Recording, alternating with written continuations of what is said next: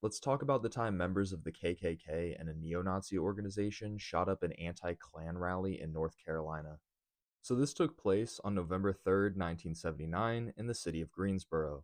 On that day, a small Maoist organization called the Communist Workers' Party, or CWP, was holding a march in opposition to the Ku Klux Klan.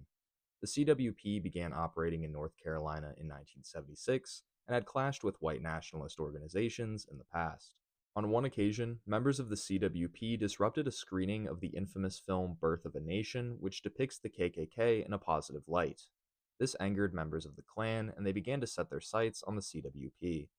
The CWP's march was known as Death to the Klan and sought to challenge the organization's presence in the city. Since the end of the Vietnam War, far-right groups had increased their efforts in organizing across the country, especially in places like North Carolina.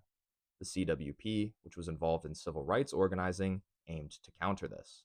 On that day, as demonstrators gathered at the Morningside Homes project to begin the march, some 40 members of the Ku Klux Klan and a neo-Nazi organization called the National Socialist Party of America arrived in cars. Clashes began, and the far-right militants brandished firearms and began shooting into the crowd of marchers. Some members of the CWP who were armed returned fire, but only ended up wounding one Klansman.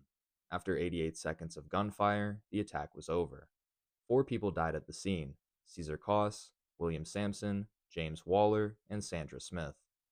Another person, Michael Nathan, died 2 days later at the hospital. Another 11 people, mostly CWP members, were injured. 16 people were arrested and tried in the state, but all were acquitted. A separate federal trial yielded the same results. The only successful trial related to the incident was a 1985 civil suit that found several of the participating white nationalists, as well as the city of Greensboro, liable for at least one of the killings. There's considerable evidence that law enforcement had foreknowledge of the attack and did nothing to intervene.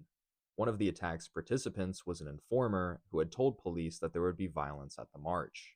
In fact, there was almost no police presence until after the massacre had concluded. The incident marked the first time that America's disparate white nationalist factions had worked together. Previously, neo-Nazis and Klansmen operated separately, but in Greensboro they worked in tandem.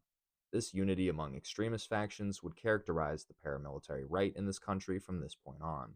If you found this interesting, follow for more stories of America's underground.